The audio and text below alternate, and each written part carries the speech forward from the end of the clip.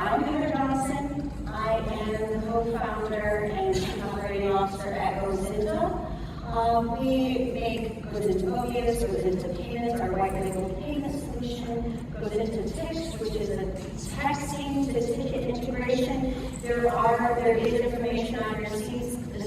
I'm not a salesperson, I am, but not today. So, look us up. I'm also the vice president of the National Society of IT Service Providers, who's bringing professionalism into the IT industry. If you're not a member, become a member. We're doing really great things there. This session is kind of a special case study taken from my own life, kind of before understanding what an MSP really was. I lived the process of firing our MSP that we had at the company that I worked at before. We had that MSP for years. We talked with other MSPs and chose one with my very limited knowledge of the field. I didn't even know what MSP stood for, so that's not a lot of knowledge.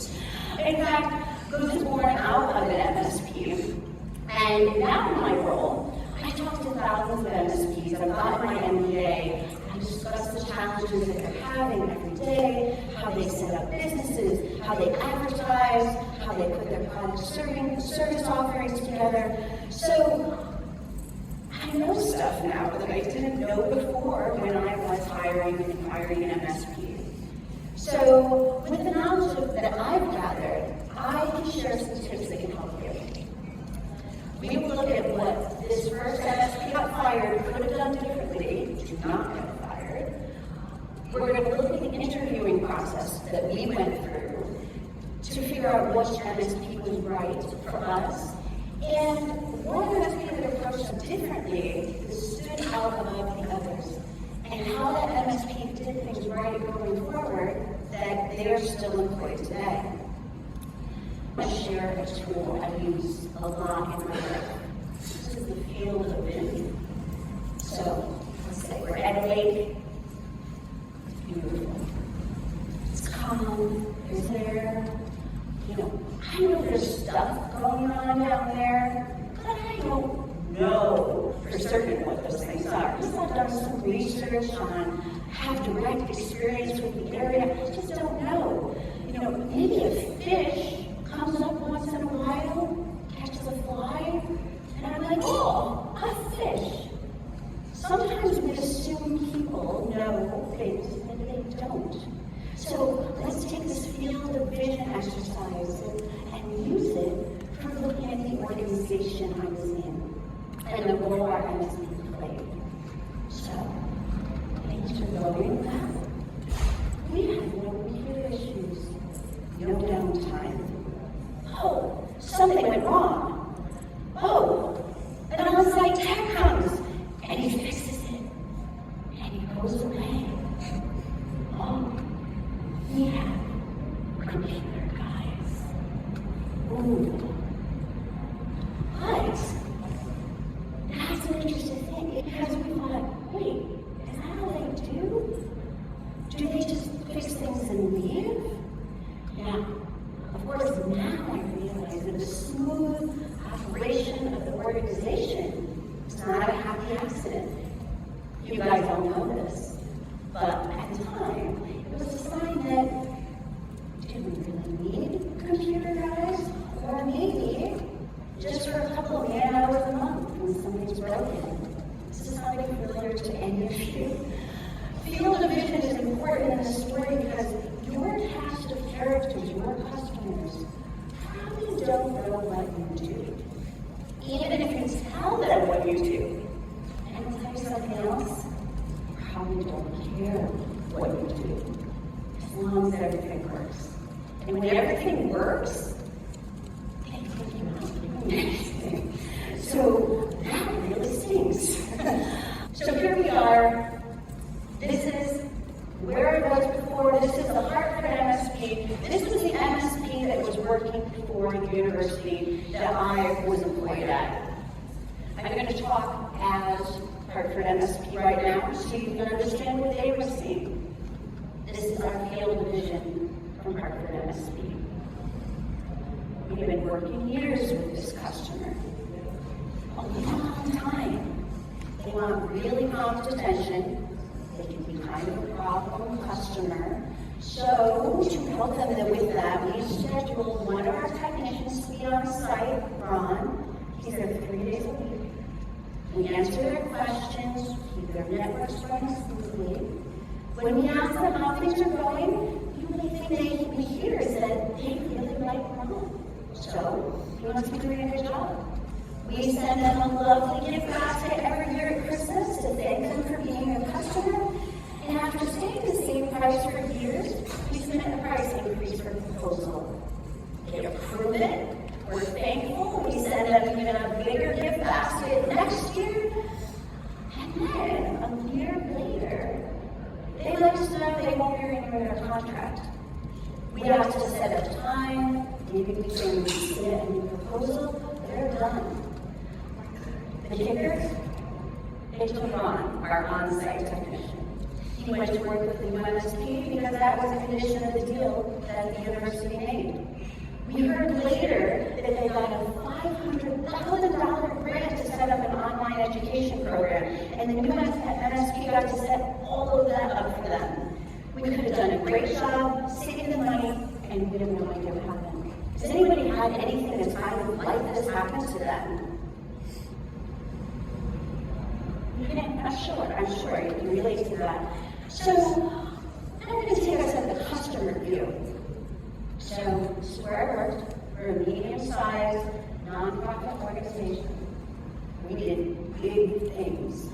I personally co-organized 2 events for the White House.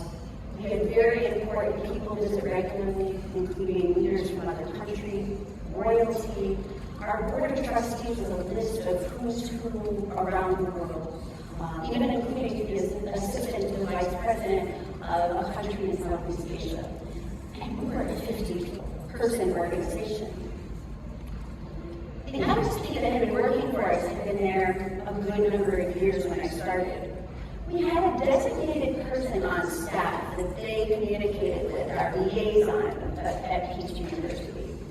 This person wasn't technical at all, but we needed someone to be a liaison, and she had extra time on her schedule. She talked to the MSP directly, answered any questions that they had. I think she didn't tell us that much about what the MSP was doing from what I remember, because really we all just didn't know. That person knew, and everything was working, so we didn't have any questions. Hartford MSP had an arrangement with us that allowed one tech to be on site for 3 days a week. Ron, and he was great. When there was a problem during a stressful time, he would come up with a plan and let you know that he had it under control, and he always did. I actually started texting him to start out because that's what worked best for our situation. Now, guys, what I've learned since is that MSP was using Manage, and so every text that I sent, do not put maybe ticket in Manage, I realize. And none of those conversations we ever had were recorded. And so, there's to tell you that when our Exchange server went down one day and I couldn't send an email, I ended up texting Ron on his wedding day. And I felt terrible, but he found somebody else to help me and was very cool about it, and I did get a really nice death gift, which I would have anyway, but it was bigger. And I still feel really terrible about what I did. And ironically, when we started Gozynta, we have a product called Tix, which is a texting integration. And Ryan was explaining how Tix worked, and I said, "Yeah, you just text technicians?" And he said, no, you can't do that. So, again, it's a field of vision. I didn't know. It was the easiest way to reach out to our technician. He came right away. And I'm a use case for one of our products, so yay. Let's move to me. This is me 10 years ago, last spring. I started a business. I have 4 kids I moved to, So I was the human resource director. I I coordinated anything to do with the board of directors and was the executive assistant to the president. It was very, very long hours, very high stress, and things had to be perfect all the time. This Heather, though, knows a lot about tech. I had lots of experience programming in BASIC on my IBM PC Junior when I was 8. All my passwords were very secure because I used it everywhere because it was so good. It was my son's name, but I added 2 special characters to it. If our staff had a problem with the computer, they couldn't reach Ron, they called me. I turned it off. I waited 30 seconds, and then I turned it back on. I was a technical genius. And if that didn't work, they had to call the computer guys. They would then let Ron know what we needed. Again, at this point, as I said, I didn't know what an MSP was. They were the computer guys, a group of people that we actually didn't see much besides Ron. But if things went wrong, we were supposed to look at our mouse pads, try to figure out how to put information into their portal, and then we got nervous and started sending emails and calling and then texting Ron directly. Because when things got wrong, things got very, very stressful. And you all handled that. And I am very sorry about that. So you all know this person, sorry. And I'm sure you can think of 10 or 20 of them. You may hate them.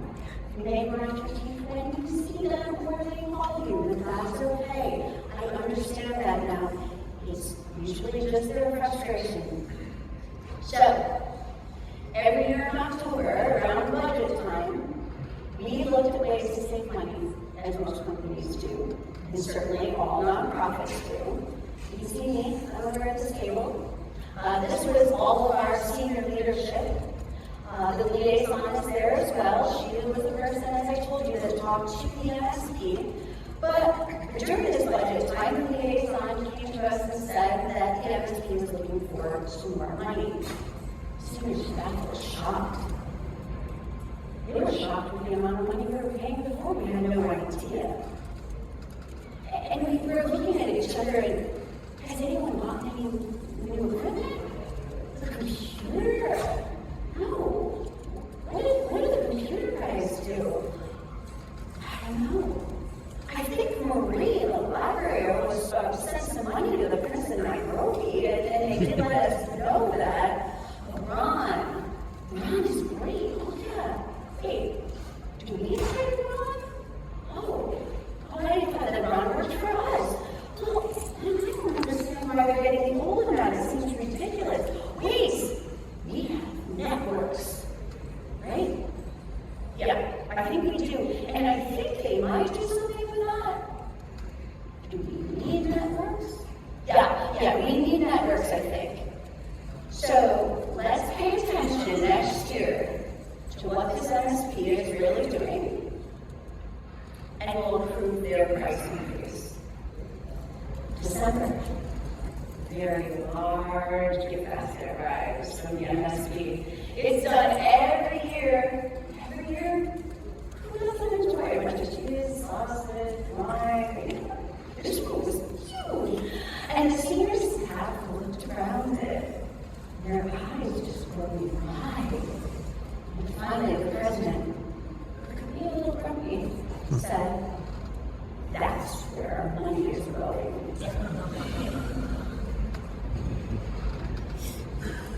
Over the next year, things didn't really change.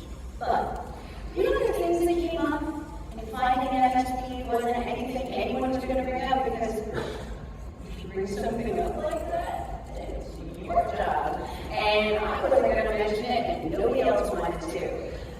We had a young professor who came in. He was starry-eyed and was an online education specialist. He wanted to introduce Zoomers. He was going to obtain large grants to fund projects. He was ready to take it on. He got us a grant for $500,000 for equipment, resources to get the organization fully online, classes online. It was going to be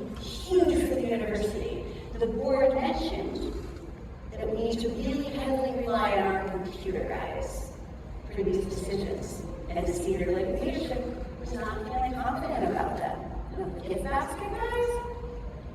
So, when the gift basket came in December, we had someone to take action. We charged the new professor to start talking to new MSPs. But the one thing, we really needed to find a way to keep going. So, the journey began to find a new MSP. Our original MSP was fired, no discussion to be had, no chance for another proposal. As you can see, our field division was only that occasional technician that we thought worked directly for us, a large recurring invoice, and that gift basket. I'm not saying don't get gift baskets. We'll get there. So, nobody on the team was excited about choosing a new MSP. Frankly, we didn't know how to choose an MSP. What criteria would we even use for that? We didn't even know what the last one did. How would we know what questions to ask? The professor that was brought in for online education took the lead on this and narrowed it down to 3. It's ironic though, right? MSP 1, MSP 2, and MSP 3. That was really good naming. It's very good. So each of them were going to help me with the whole senior staff. This was a great move because none of us wanted to meet them, but it did allow us to hear directly about what they were doing. But this goes back to bringing values to your customers or potential customers. Using your field division here, you assume that when you go to meet a potential client, that they know what they are looking for, or you assume that they want to be there or are interested. Very many times they're just told to sit in that room and listen. They may be tapping their foot before you even enter the room. So realize that sometimes those are the people that you have, and you have to get their interest and really project your value. The first MSP that came in spoke in acronyms. I knew none of them. I now know some of them. A lot more. I don't want to be challenged, so. 5 minutes in, I was counting the bread books on the bookshelf that were behind his head. I don't think we have, I don't know what RMN is. I don't know if we have that now. Maybe we do. Is that something we need? Why? Looking back, your customer is not excited about what tools you have chosen, why they're better than what you had before. All they want to know is what you're going to do for them, what value that you're going to bring. They also gave us a few tiers of pricing. I still don't remember what I got in one versus another. They didn't mean anything to me. My big advice in that realm, though, is to have one big price that will protect them for as much as you can and offer your full-tier service all the time. That's what they're expecting from you. If they pick the middle price, they still expect you to be giving the gold amount. Studies show that most of the time a consumer will end up picking the middle price. If they aren't going to be safe or be happy on that middle price, you give them the price that will make them happy. Your customer thinks that you're doing everything for whatever they pay you. Charge what you need to offer that. And then educate them on their responsibilities in that relationship. Second MSP came in the room, and he looked and talked to the 2 men in the room and never looked at the women. He didn't hire him. I didn't know what he said. He wasn't talking to me. Third MSP had an interesting approach. They met with each of us individually on times that worked for us. I realized that's a large amount of time. They introduced themselves as non-profit specialized, and I swear a bell rang in the room when they said that. Finally, in a sea of things that I didn't understand was something I could judge either way. Oh, are you non-profit specialized? Are you non-profit specialized? Because if you aren't, we must have someone that's non-profit specialized. Now, what did that mean? Well, they ended up really explaining that quite well. help us write grants. We were writing for those online programs I talked about earlier. They mentioned Blackbaud, our donor platform that we all struggle to just keep reprinting the directions for. I never quite understood. I think we just put names in it. We didn't know what to do with it. But when they told us what we could do with it, we were so excited. So it was amazing that such a small phrase had on me and the rest of the team. So I know verticals are a huge thing. I know a lot of people have them. I know that during the pandemic, if you had a vertical that was impacted by COVID, that was a scary time for you. But if you can advertise and speak to certain verticals as an expert, that's a great way to communicate and share knowledge. Their knowledge of that existence of our donor platform, Blackbaud, was a huge moment for all of us. Companies are struggling with their tools. They're trying to use them and they're using like this much of it because they just don't even know the power of it, or they sit there for a while, get confused, and just say, okay, I'm not good enough for this. If you can come help them and make their tools work for them and be better, it will make a much better impact than talking about your tool sets, which you rarely find if you're going to have a connection with anyone. During my personal one-on-one meeting with MSP3, they asked me great questions. They didn't sit down and say, Heather, what do you need help with?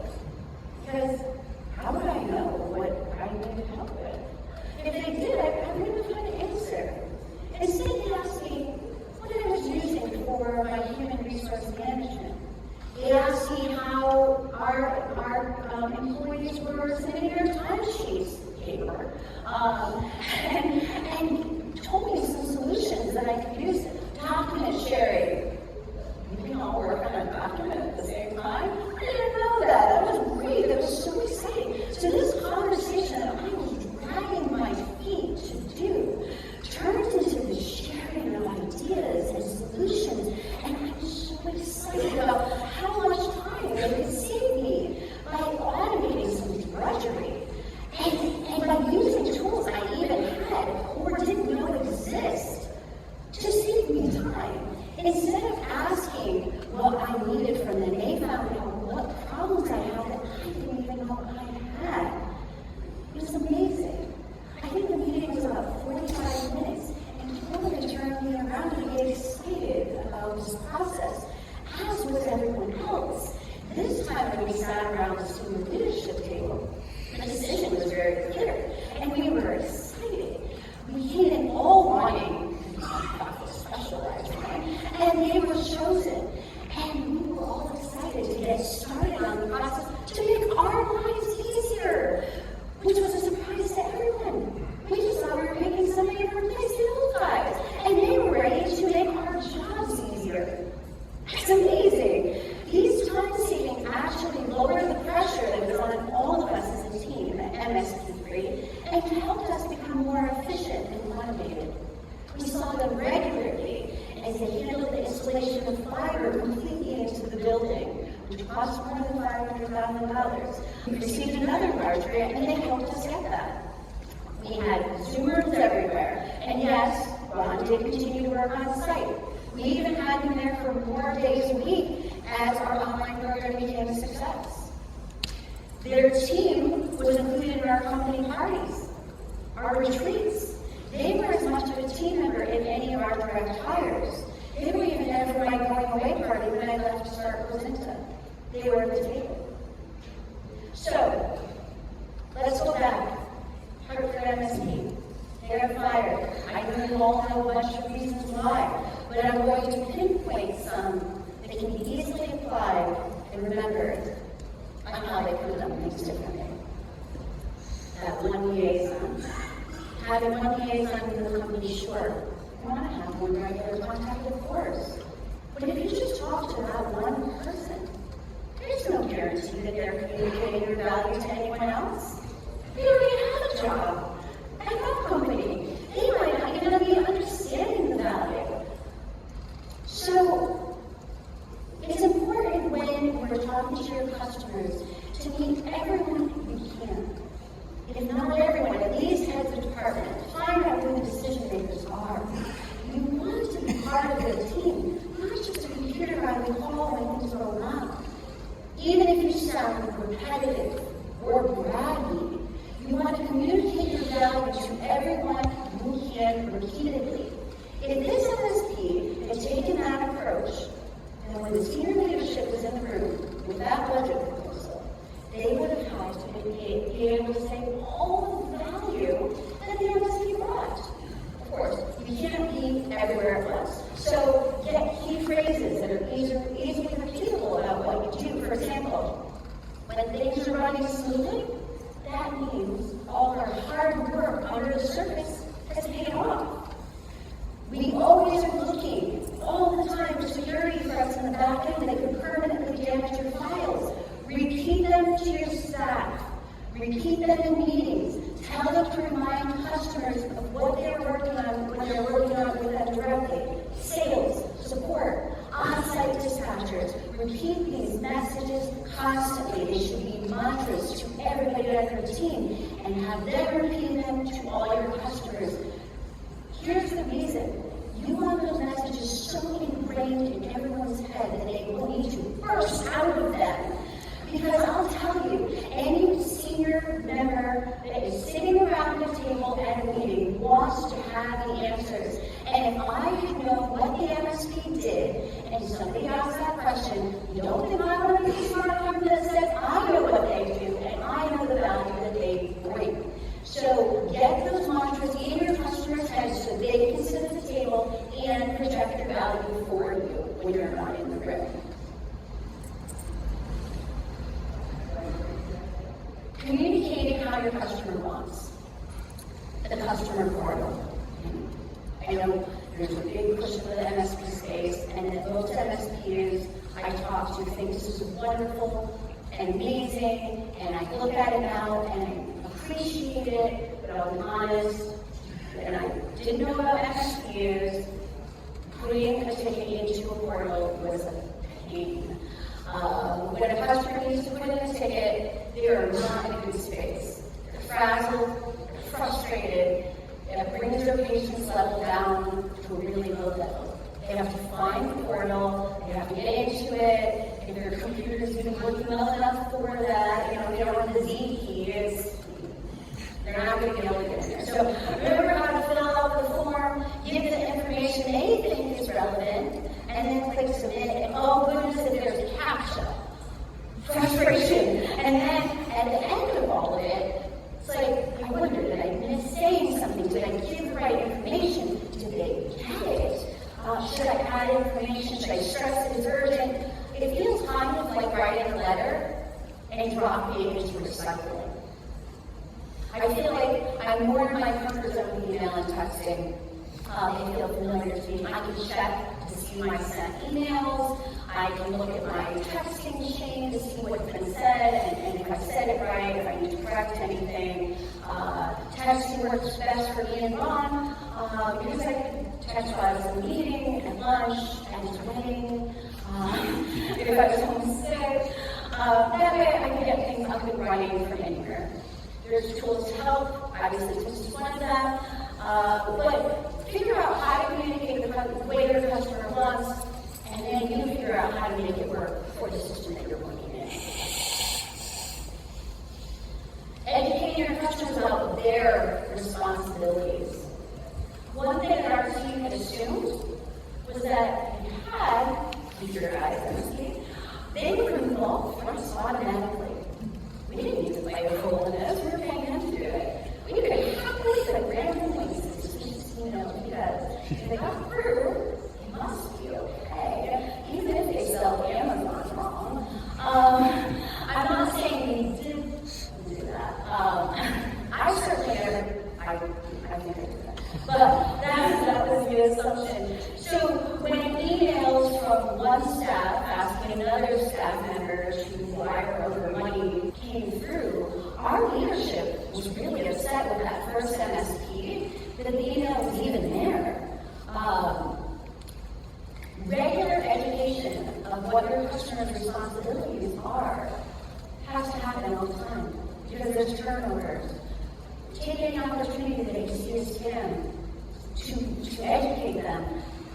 Make it a condition with your customers that you come in every once in a while to educate everyone on clicking links, their responsibilities, what they're supposed to do, who they notify if they do something like that. Make sure that they know that you're working together, your team, so that they don't feel angry at you because they fell into a scam. Itemizing what services are included on all invoices. What was covered in a summary report each month, itemize the invoice, and you can do it in different ways, but do not send just an invoice with a flat amount.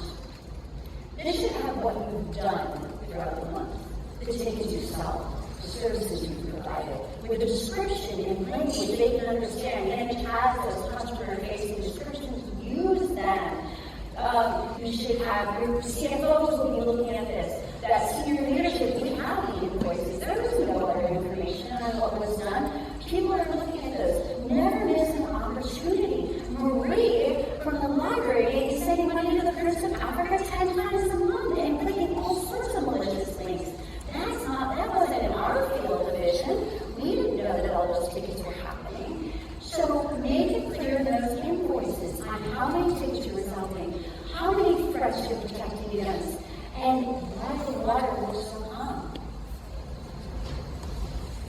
Reach out to your customers to find out what projects or initiatives they have up and coming. The large one in the story is obviously the online education program.